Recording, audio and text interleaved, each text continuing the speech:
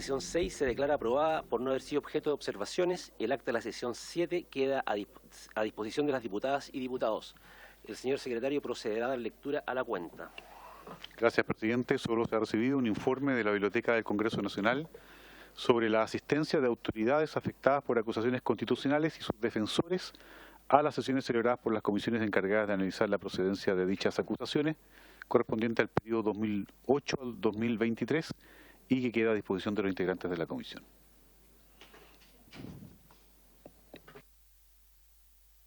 Gracias, señor secretario. Esta sesión tiene por único objeto pronunciarse acerca de la procedencia de la acusación constitucional deducida contra el ministro de Vivienda y Urbanismo, señor Carlos Montes Cisternas, de modo que solo intervendrán los diputados y diputadas de la comisión. Cada integrante tendrá 10 minutos para fundamentar su voto. El orden de intervención y votación será el mismo que en las comisiones permanentes, es decir, por orden alfabético, y el presidente será el último en emitir su voto. Hago presente que en virtud de lo ordenado en el artículo 44 de la Ley Orgánica Constitucional del Congreso Nacional, si después de tomados los votos resulta que la comisión recomienda a la sala aprobar la acusación, habrá que elegir un diputado o diputada que la sostenga ante el Pleno en la sesión de mañana. Para este objeto, el diputado o diputada informante puede ser integrante de la comisión, como se ha hecho tradicionalmente, o como se ha hecho en alguna ocasión, puede ser alguno de quienes haya patrocinado el escrito acusatorio. Les recuerdo que a más tardar 30 minutos después de finalizada esta última sesión, deberán hacer llegar al secretario, por escrito, en archivo electrónico, la fundamentación del voto, para que sea incluida en el informe. De lo contrario, constará solamente en la versión taquigráfica del acta. Para dar inicio a esta última sesión, ofrezco la palabra al diputado señor Thomas Hirsch Goldschmidt para fundamentar su voto hasta por 10 minutos. Tiene la palabra, diputado.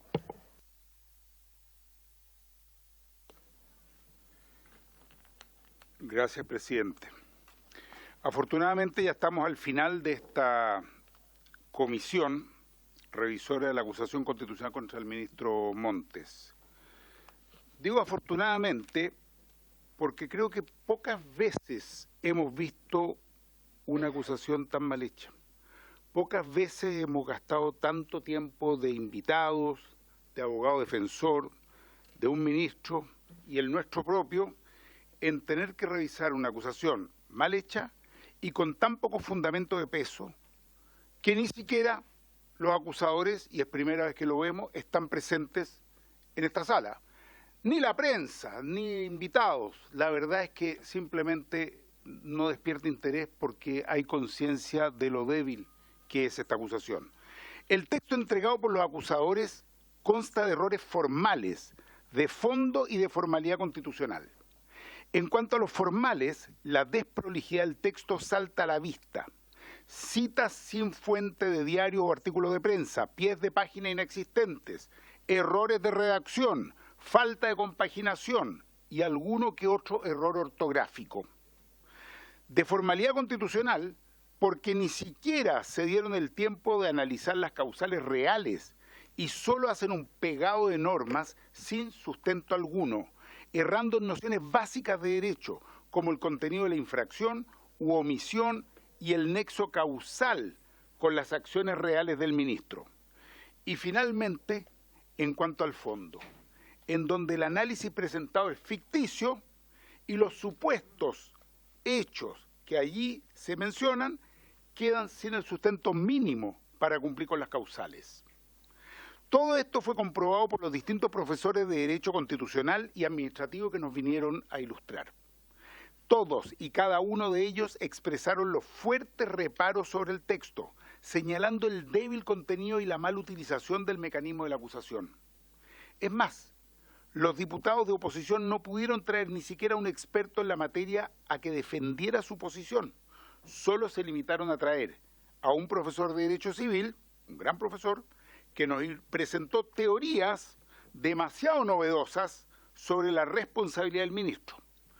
Trajeron al abogado patrocinante del diputado Coloma en una causa que se está ventilando en tribunales, quien nos dio un completo reporte de las cosas que ya han salido en la prensa. Y curiosamente, también trajeron a Miguel Crispi, a quien ni ellos mismos supieron por qué lo invitaron, a tal punto que no le preguntaron nada relevante respecto de la acusación constitucional. Primero que todo, hay que descartar algo que se ha planteado como un gran argumento y que los acusadores han venido a pedir el voto como un cheque en blanco. Los acusadores y los diputados de oposición han venido a insistir insistentemente, repito la palabra, que esto es un juicio de carácter político y nada más, que lo jurídico no es necesario. Y eso me parece que es el argumento más peligroso que se puede tener, porque desvirtúa totalmente la herramienta y vicia el control jurídico político del Congreso. Con estos antecedentes y ante este texto de tan poco peso, el abogado del ministro, don Pablo Ruiz-Tagle, vino a exponer una sólida defensa, descartando en forma y en fondo cada uno de los 5 capítulos, quedando claro en esta comisión que el ministro no tiene control jerárquico inmediato de las actuaciones de los distintos seremis del país, ya que ese control lo ejercía la ex subsecretaria, tal como está establecido en el artículo 6º de la Ley Orgánica Constitucional del Ministerio de Vivienda. También cabe mencionar el error garrafal de los acusadores sobre que las seremías no son organismos desconcentrados y descentralizados. Lo son. Es cosa de leer la ley orgánica, de asesorarse algo sobre derecho administrativo y ese capítulo entero no resiste análisis. En segundo término, se demostró que ni el ministro ni ninguna persona, según nuestra Constitución, responde por responsabilidad objetiva, lo cual esa responsabilidad objetiva es una anomalía dentro de nuestro ordenamiento jurídico, ya que la norma general es la responsabilidad subjetiva de los actos.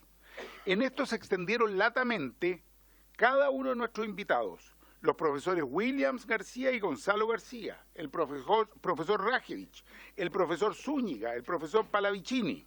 Todos señalaron que no puede presumirse la responsabilidad objetiva en nuestro ordenamiento jurídico. Es excepcionalísima. Y si llegase a ser la regla general, como señalaron los acusadores, si llegase a ser la regla general, las consecuencias en el sistema jurídico serían absurdas y el derecho, por suerte, nos saca de esa irracionalidad y nos pone reglas claras. Esta errónea tesis de la responsabilidad objetiva contamina todo el escrito y su sola inclusión hace que esta acusación no tenga el mérito suficiente. La regla clara es que la responsabilidad por la que responde un ministro es la subjetiva, que en este caso no existe. Punto. Luego, la tercera conclusión que podemos sacar es que el ministro no tenía el deber de denuncia, ya que la información con la que contaba no era lo suficientemente convincente para accionar la persecución penal, como lo exige la legislación procesal y administrativa vigente. Hoy en la mañana, el abogado y exdiputado Luis Valentín Ferrada nos explicó de manera clara que se requiere convicción, se requiere flagrancia y sobre todo se requiere que no se haya iniciado una investigación previa por los mismos hechos, ya que eso extingue el deber de denuncia, en este caso del ministro Montes. Pues bien, ninguno de estos requisitos se satisfacen en este caso, en esta acusación. Recordemos que el derecho es racional, tiene sentido, y si ocupáramos el novedoso criterio que nos entrega la oposición y los acusadores sobre esta norma, se podría llegar a situaciones ridículas, como que cada vez que se vean las noticias, todo funcionario público tenga que denunciar lo que escucha, lo que ve, o que nosotros mismos, diputadas y diputados, por cada uno de los rumores que nos llegan, correos, dichos que nos llegan día a día, tendríamos que estar denunciando ante la Fiscalía. Es absurdo, es totalmente absurdo, ¿no? En fin, señor presidente, esta acusación constitucional no tiene asidero. es desprolija. Imputa hechos al ministro en los cuales él no tuvo nada que ver. Por todo lo anterior, yo invito a tener un acto de honestidad intelectual a las diputadas y diputados de esta comisión y rechazar esta acusación, ya que un escrito de este calibre no vale la pena siquiera considerarla como una acusación constitucional. Voto en contra, señor presidente. He dicho, muchas gracias. Gracias, diputado Hirsch. Le ofrezco la palabra a la diputada. Sí, vamos a darle el tiempo al secretario para que pueda explicar esta situación. Tal como ocurre en las comisiones, el diputado Lavén no está presente, hay que continuar con los de la lista y si aparece después podrá votar hasta antes de que se declare cerrada la votación. Diputada Emilia Nullado tiene la palabra.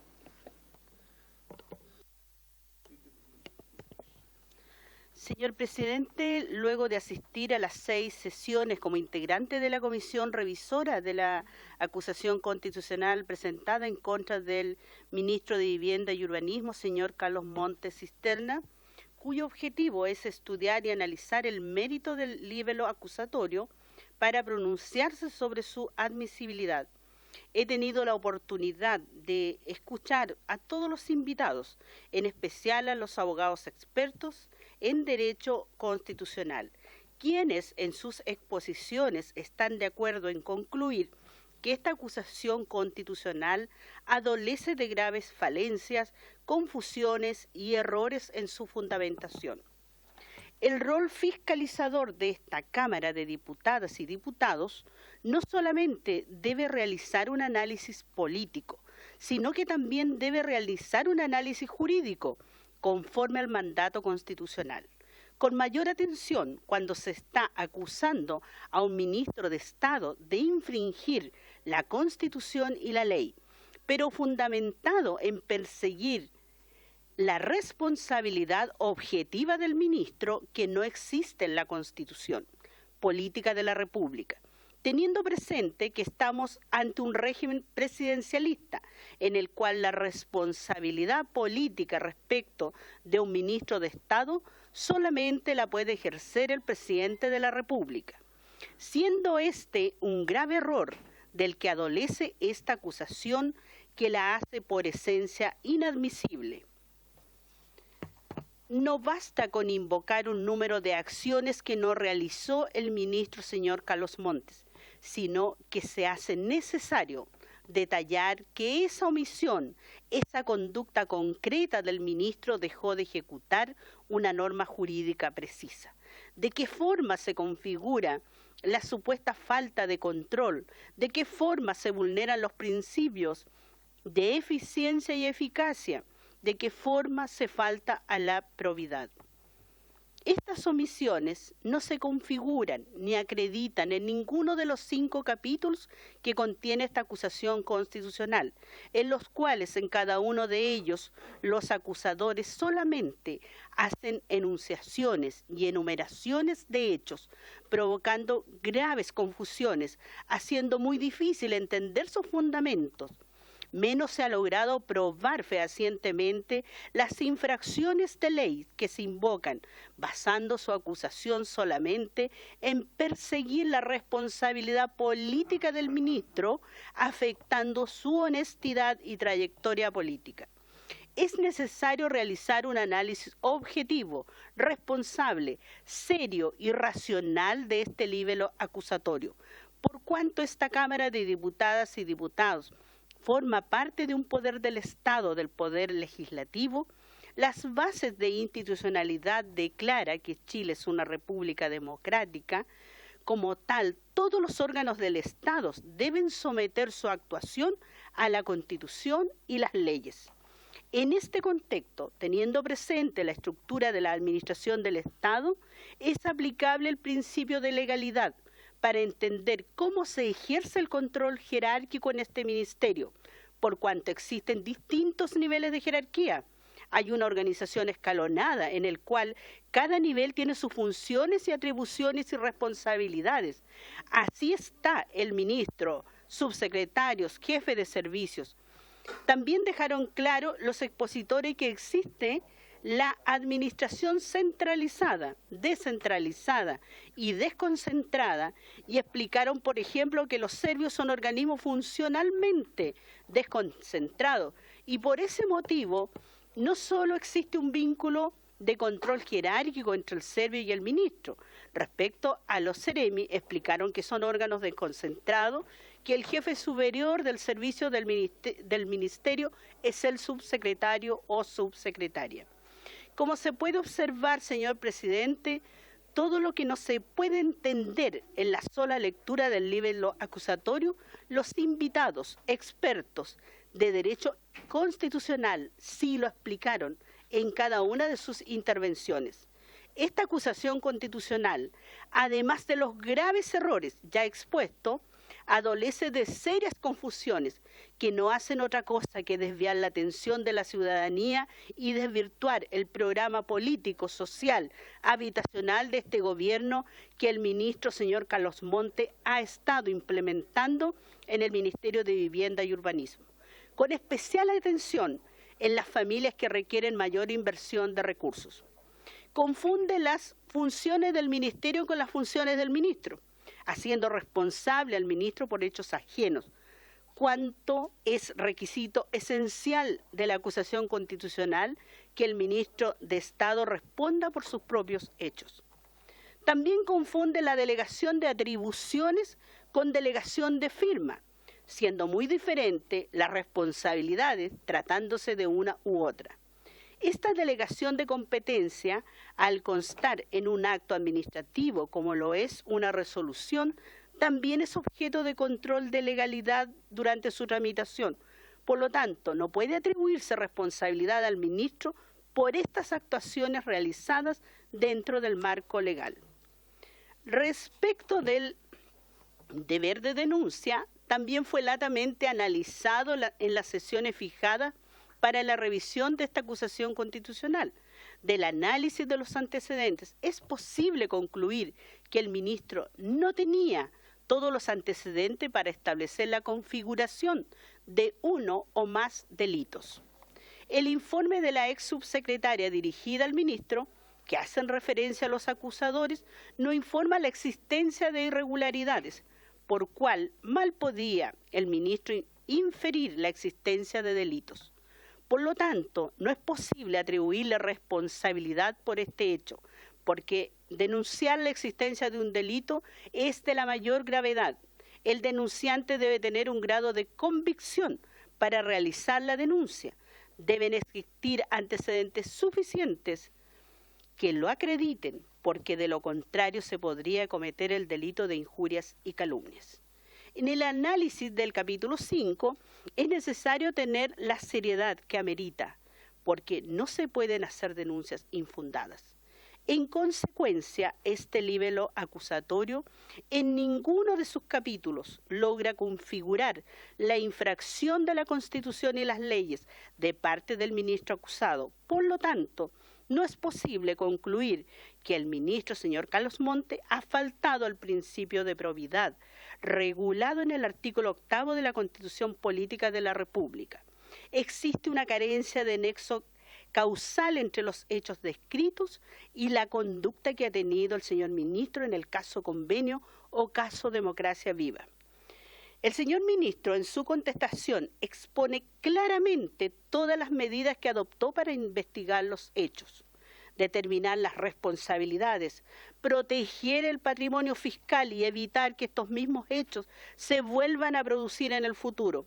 Estas medidas incluyeron remoción de las autoridades involucradas, solicitud de restitución de los fondos fiscales, término anticipado de los convenios que se detectaron irregularidades, colaboración con las investigaciones penales, entre otros, en la página 152 y siguiente documento de contestación.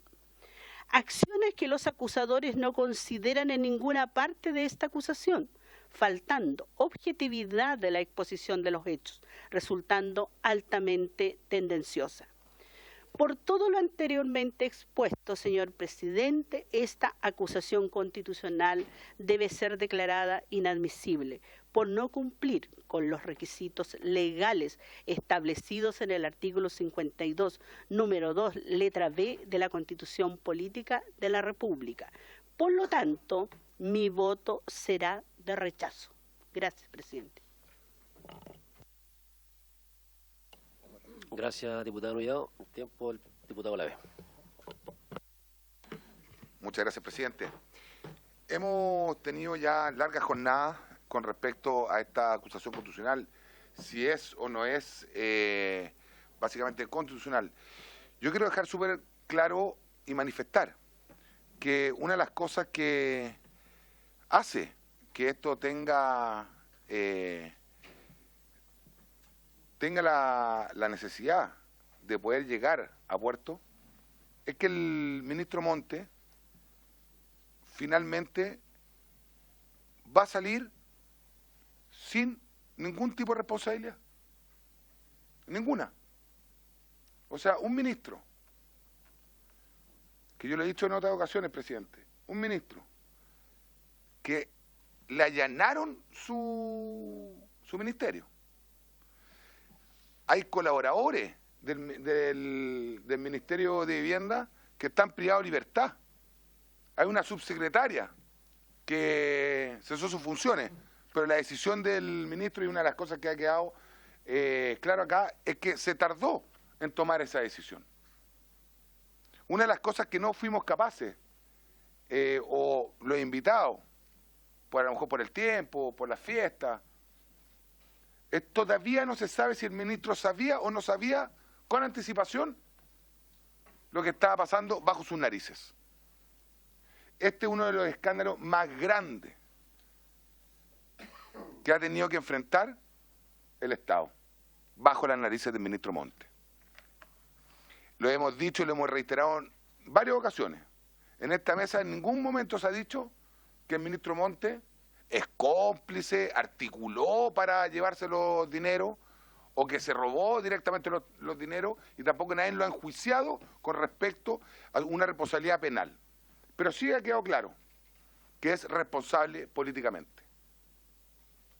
Sí ha quedado claro que el presidente de la República también, ojo, también es responsable. Lo han dicho acá en reiteradas ocasiones, abogados constitucionalistas, en que algunos dicen, no, es que el ministro no tiene responsabilidades. En el caso, solamente tendría responsabilidades el presidente de la República. Entonces, a lo mejor, ¿a quién hay que acusar constitucionalmente? Al presidente de la República.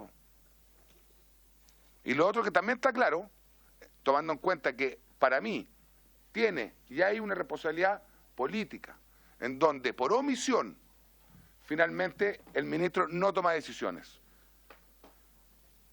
Y los hechos anteriores, con ministros anteriores, solo de este gobierno, que son 5 acusaciones constitucionales en este periodo presidencial, esta es la quinta, pero los 4 ministros anteriores hoy día no están en su función.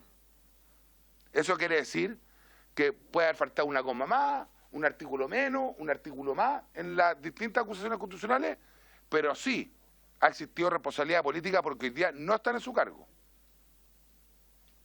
El ministro Jackson, la ministra Isquia, solamente para nombrar algunos. Presidente, sin querer extenderme más, porque ya estamos claros con lo que yo pienso y con lo que piensa la inmensa mayoría de los chilenos. Nosotros estamos acá por representación, por legitimidad de origen, a diferencia del ministro, que lo elige una persona, y a nosotros nos eligen miles. Tenemos que ser responsables. Y la inmensa mayoría de los chilenos dice y piensa y cree que el ministro Montes sabía lo que estaba pasando en su ministerio. La inmensa mayoría de los chilenos cree, piensa y dice que el ministro Montes es responsable políticamente.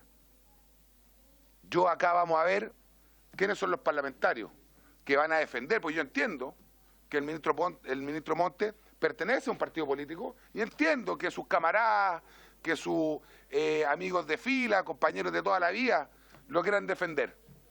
Lo que no entiendo es que los parlamentarios de izquierda, extrema izquierda, Frente Amplio, Partido Comunista, estén defendiendo. No, yo no estoy hablando de usted, diputado. Yo sé que usted es humanista. Pero que los parlamentarios de extrema izquierda estén defendiendo a Montes cuando pelearon toda su... ojo, el presidente de la República, la ministra Vallejo y el exministro Jackson llegan al poder criticando a los parlamentarios como lo era el señor Montes. Presidente, es inaceptable que en esta Cámara, que es la casa de la democracia, en donde tenemos que hacer justicia política, hoy día el ministro Montes no tenga una consecuencia, a lo menos política. Presidente, yo encuentro que esta acusación constitucional es totalmente constitucional y voto a favor de la acusación constitucional. Muchas gracias, presidente. Gracias, diputado Olavé. Diputada Romero, tiene la palabra. Muchas gracias, presidente. Voy a pasar a leer mi argumentación. Desde el momento que fui sorteada para formar parte de esta comisión que analiza la acusación constitucional presentada en contra del ministro de Vivienda, Carlos Montes, mi intención ha sido recabar la mayor cantidad posible de antecedentes relacionados al caso y a los fundamentos presentados en la acusación. Primero, desde el punto de vista de los hechos, para lo cual invitamos a los actores claves del caso Convenios, como el abogado querellante contra la Fundación Democracia Viva y al ex jefe de asesores de la presidencia, Miguel Crispi. En segundo lugar, desde el punto de vista jurídico, para lo cual invitamos al profesor Jorge Barahona González y escuchamos además una serie de profesores de Derecho Constitucional y Derecho Administrativo. En el examen de dichos antecedentes me he logrado formar la convicción acerca de dos asuntos principales. Primero, que el señor ministro tomó conocimiento de lo que ocurría en el caso Convenios con anterioridad al 16 de junio, día en que el medio regional Timeline publicó la información asociada a los delitos que se imputan al ex seremi de Vivienda y al ex director de la Fundación Democracia Viva. En segundo lugar, y unido a lo anterior, me he formado la convicción acerca de la función que corresponde ejercer al señor ministro, que consiste en realizar un control jerárquico y una supervigilancia al interior del ministerio que él dirige, del cual es la máxima autoridad, respecto de todos los funcionarios que en él trabajan, como son los seremis, y respecto de todos los programas que a través de él se ejecutan, como el programa de asentamientos precarios, que a partir de lo anterior solo queda analizar el cumplimiento o no de la función que le correspondía desarrollar y que en todo caso se encuentra destinada a resguardar los fondos públicos que pertenecen a todos los chilenos. De acuerdo a la información entregada por nuestros invitados, sumada a la información pública a la cual hemos tenido acceso, consta que el ministro adoptó medidas administrativas tendientes a intentar corregir la grave situación que ocurrió al interior del Ministerio de Vivienda. Sin embargo, dicha opción de medidas fue a todas luces tardía, extemporánea e inoportuna. Entonces, tanto solo reaccionó cuando el caso se hizo público y no antes, cuando ya manejaba información necesaria para corregir los graves delitos que se estaban cometiendo al interior del ministerio, del cual es la máxima autoridad. Esto se evidencia no solo en el reconocimiento por parte del ministro a que algo habían conocido antes del 16 de junio, sino que además de manifiesto con declaraciones públicas que ha vertido la ex subsecretaria de Vivienda, la señora Tatiana Rojas, quien declaró ante la Fiscalía haber dado cuenta de la situación al ministro Carlos Montes con anterioridad a dicha fecha. En definitiva, y debiendo haber ejercido un control jerárquico y debiendo haber ejercido su rol de supervigilancia respecto de lo que ocurre al interior del ministerio que le corresponde dirigir, el ministro incumplió el poder deber que le asigna nuestra legislación y en consecuencia sería plenamente aplicable la causal contenida en el artículo 52, número 3, letra B, de la Constitución Política, al menos respecto de la procedencia de esta acusación constitucional. Finalmente, como discurso aparte, ratificar que sí corresponde a esta corporación realizar juicios políticos sin perjuicio de la verificación del cumplimiento de las causales de procedencia, en una facultad otorgada por la Constitución Política de la Cámara de Diputados, primero, y al Senado después de conocer y resolver las acusaciones que se presenten contra diversas autoridades del Estado como una herramienta para hacer vivo el principio de la separación de poderes, principio básico de todo Estado que se dice constitucional y democrático de derecho. En esto no podemos perdernos más allá de la calidad, la oportunidad y el buen o mal uso que se le asigna a esta herramienta de control, sobre todo a partir de las nuevas acusaciones constitucionales presentadas durante el gobierno del expresidente Piñera. En consecuencia, atendida las funciones de control jerárquico y de supervigilancia que corresponde ejercer al ministro y que no ejerció oportunamente y atendida las graves consecuencias que eso ha significado a nuestro país, sobre todo a los más necesitados, mi voto es a favor de la procedencia de la acusación constitucional presentada contra el ministro de Vivienda y Urbanismo, Carlos Montes. Muchas gracias.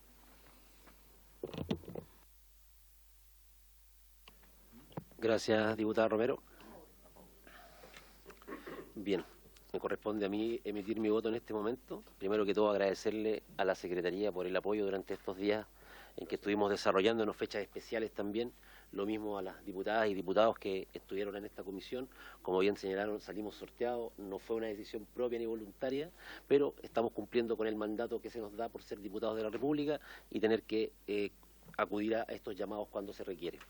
Segundo, hay una complejidad en este caso, ¿cierto? Que hemos tenido aquí presente a varios expertos que de una u otra forma nos han mostrado jurídicamente los aspectos relevantes de lo que significa una acusación constitucional y a partir de eso hemos tenido que hacer cada uno de nosotros un análisis acabado y detallado de cómo poder enfocar esta acusación constitucional de una u otra forma. Ahora, antes de ser designado como presidente de esta comisión, yo expresé mi parecer por la situación en la que se encuentra el ministro Carlos Montes. Y esta, la que se debe principalmente a que el presidente Gabriel Boric, lamentablemente, por una inacción política, no lo removió de su cargo cuando correspondía. Apenas esto salió a la luz. El ministro Montes podría haber salido por la puerta ancha, entre aplausos, habiendo cumplido una labor destacada, pero eso no ocurrió. Y en eso, nuestros invitados que tuvimos presentes lo reiteraron en varias oportunidades. La responsabilidad es del presidente. Y nos queda a nosotros como Cámara de Diputados realizar las correcciones que muchas veces, lamentablemente, el presidente no puede tomar. Y eso es lo que hemos tenido que ver, como ya señalaron también algunos colegas en esta comisión, y hemos estado viendo también a lo largo de este tiempo, estos 2 años de gobierno, en el cual muchos ministros que han sido acusados, 4 específicamente, hoy, a pesar de que esta acusación constitucional en su contra fue rechazada, igual el presidente corrigió ese fallo del Estado que mencionó el profesor Zúñiga cuando estuvo con nosotros el día de ayer. Entonces, yo me pregunto, ¿la Cámara de Diputados está para solucionar los problemas del presidente? Yo creo que sí. Yo creo que hay oportunidades en las que sí tenemos que arreglar los problemas que el presidente no se atreve a tomar en cuenta. Y en este caso, remover un ministro cuando una situación tan relevante como el caso Convenios sale a la luz, era fundamental para poder darle tranquilidad a esa persona, a ese ministro que no tenía nada que ver con esto y que seguramente hoy día vamos a encontrar que tampoco lo tiene. Pero independientemente de esto, nos vamos a encontrar con que es una responsabilidad que el presidente Gabriel Boric debió haber tomado. Entonces, para mí, para el diputado Víctor Pino, el gran responsable de que estemos en esta situación el día de hoy, con un ministro Montes acusado constitucionalmente, independiente del resultado, es del presidente Gabriel Boric. Quien manchó la hoja de vida del ministro es el presidente Gabriel Boric por su inacción al momento de haberse enterado de la situación del caso Convenios y no haberlo removido de su cargo, dándole la oportunidad de salir por la puerta ancha. Eso es un punto que quiero destacar, que lo he manifestado en todos los puntos de prensa donde me ha tocado participar. Ahora, el abogado Francisco Zúñiga Urbina habló acerca de las faltas de ejecutar responsabilidades políticas de manera oportuna. Y es a lo que él denominó la falla del Estado. Ayer lo estuvimos escuchando aquí. Este expositor fue claro al señalar que el accionar del Estado es tardío en muchos casos de relevancia.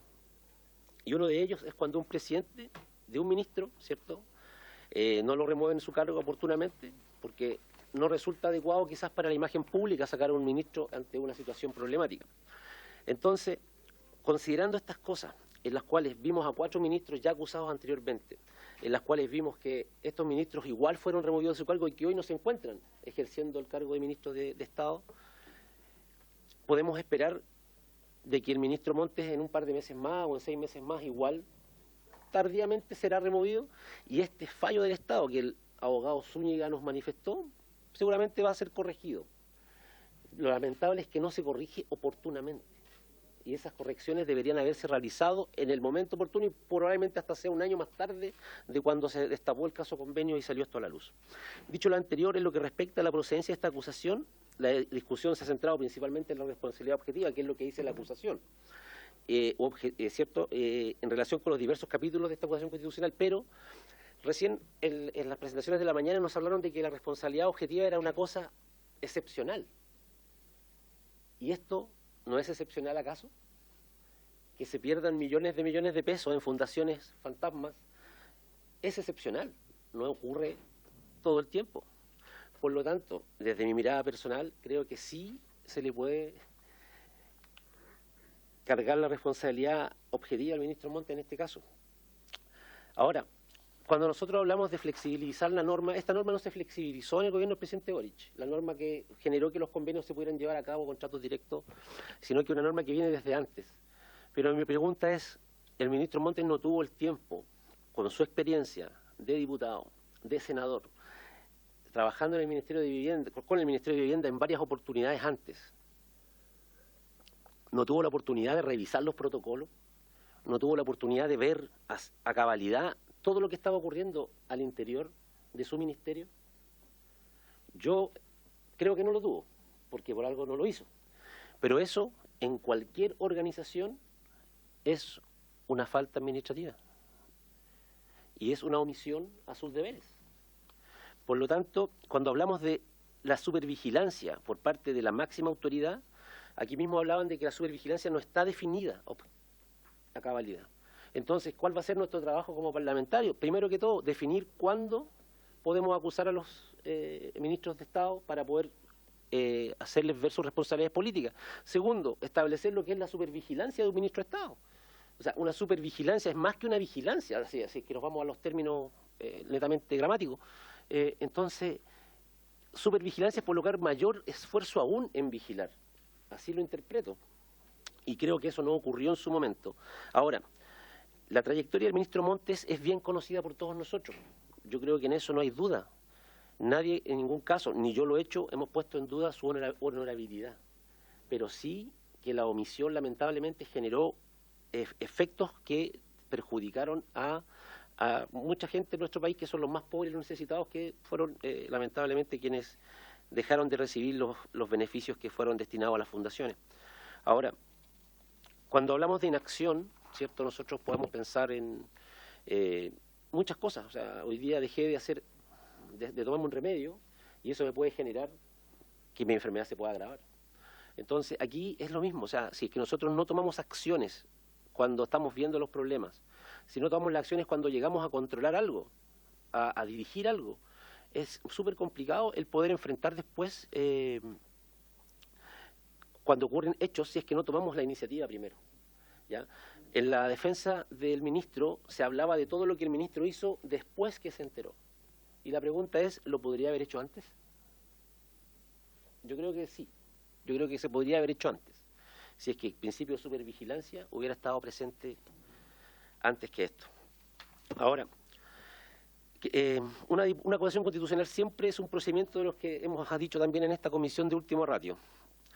Lamentablemente no nos queda otra, y le estuvimos preguntando a los especialistas que estuvieron con nosotros, a los expertos, qué más podíamos hacer, y nos dijeron que teníamos que buscar cómo arreglar este tema, para no llegar a esto, y que hubieran sanciones quizás políticas de por medio. Lamentablemente esto no va a ocurrir en esta comisión.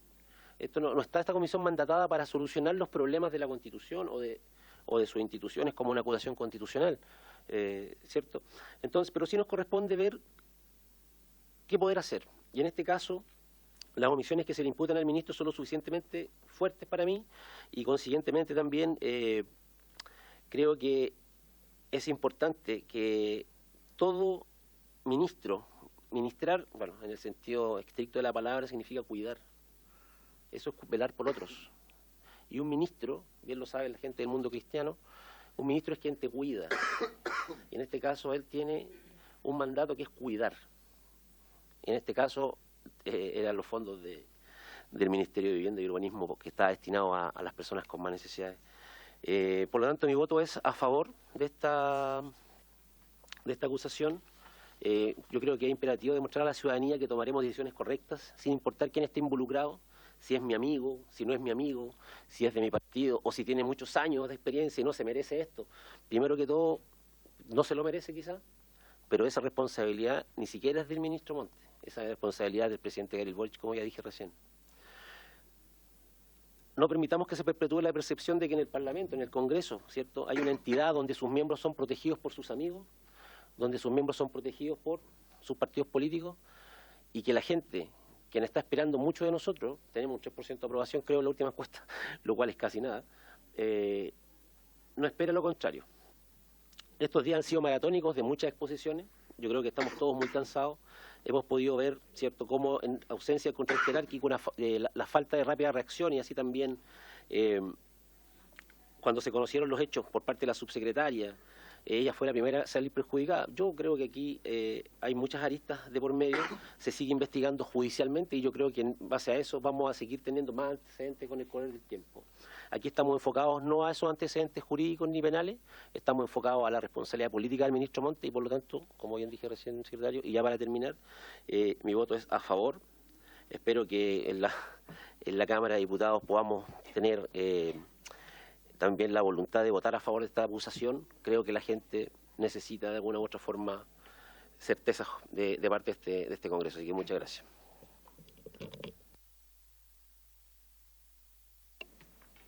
Muy bien, habiendo concluido las fundamentaciones de los votos y las votaciones, se han obtenido 3 votos a favor de la declaración de procedencia de la acusación constitucional y 2 votos en contra. Corresponde, por lo tanto, presidente, según usted lo mencionó al inicio de la sesión, designar o elegir al diputado o diputada que va a sostener este pronunciamiento de la comisión ante la sala.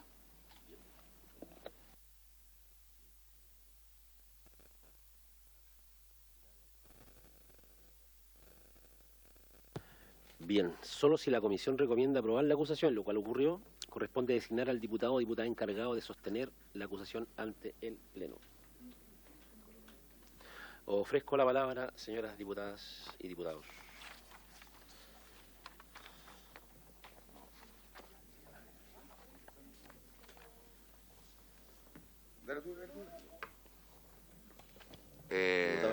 Presidente, sí. Tomando en cuenta que el documento, digamos, fue firmado por 10 parlamentarios y una de las que más impulsó esto fue Francesca Muñoz, la diputada Francesca Muñoz por su intermedio. Yo creo que es lo correcto que ella defienda, digamos, o sostenga esta acusación. ¿De acuerdo o hay otro nombre de las diputadas y diputados? ¿De acuerdo? Sí. Abstención. ¿Sí? Luego lo llamamos a votación. No. ¿Sí? Diputada Nullao, ¿está de acuerdo? Bien. ¿Con 4 Bien, votos a favor perfecto. y una abstención? A ver, presidente. Porque otra posibilidad es que la persona socialista pueda estar sesión permanentemente. Entonces, una propuesta que yo hago.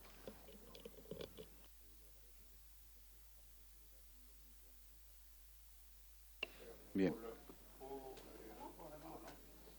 ¿Puedo agregar algo, presidente? Bueno, yo creo que habría que votarlo nomás, diputados, porque ya... No, sí. Era simplemente para decir que lo digo valorando el que, independiente de votaciones distintas que hemos tenido, considero que ha hecho un buen trabajo como presidente y por lo tanto me parece legítimo que quien ha estado en esta comisión, ese es el motivo por el que lo presento, digamos, aun cuando tengamos un voto distinto, digamos, que es evidente. Bien, vamos a la votación entonces. Bien, se somete a votación la proposición formulada por el señor Lavé para que la diputada que va a sostener el pronunciamiento de la comisión ante el Pleno sea la diputada Francesca Muñoz. Entonces, diputado Hirsch, ¿cómo vota? ¿Va por orden alfabético? Usted vota, pero de esta propuesta, ¿abstención o en contra? Pero estamos sometiendo a votación primero la propuesta del señor Lavé. Primero estamos votando la primera propuesta formulada. Respecto a esa propuesta, recabo su voto.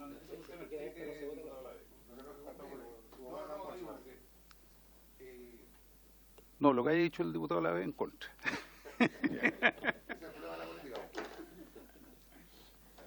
Ya. Diputado Lavé. Presidente, que lamentable las palabras del diputado Tomás. ¿A favor? Pero no puedo, lamentablemente. Presidente, yo voto a favor. A favor. Y me da lo mismo de qué partido político son el resto. Diputada Nullado, respecto de la propuesta que sea la diputada Francesca Muñoz. O sea, lo vota a favor. Muy bien. Diputada Natalia Romero. A favor. Presidente Víctor Pino. Primero agradecer la propuesta del diputado Hirsch, ya creo que es valioso, viniendo de su parte. Pero yo me mantengo con mi primer a favor también de esta propuesta. Muy bien, se obtienen 4 votos a favor, 1 en contra, y por ser contradictorio entonces no se vota la propuesta que formuló el señor Hirsch.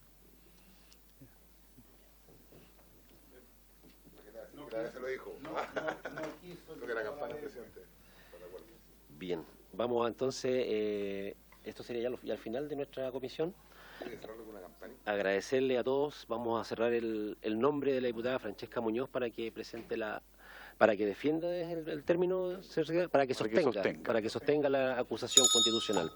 Se acordó en la comisión entonces y que conste en el acta. Así es. Bien, entonces, habiéndose cumplido con el objeto de esta última sesión, esta se levanta agradeciéndoles a todos por la buena disposición y por el buen ánimo que tuvimos. Presidente, solamente agradecer, perdón, presidente, solamente antes que cierre, agradecer a la Secretaría y a todo el equipo que hay atrás, porque entre Pascua y Año Nuevo se logró llevar esto a cabo y felicitar a usted también por el liderazgo, así que muchas gracias y nada más que agradecer.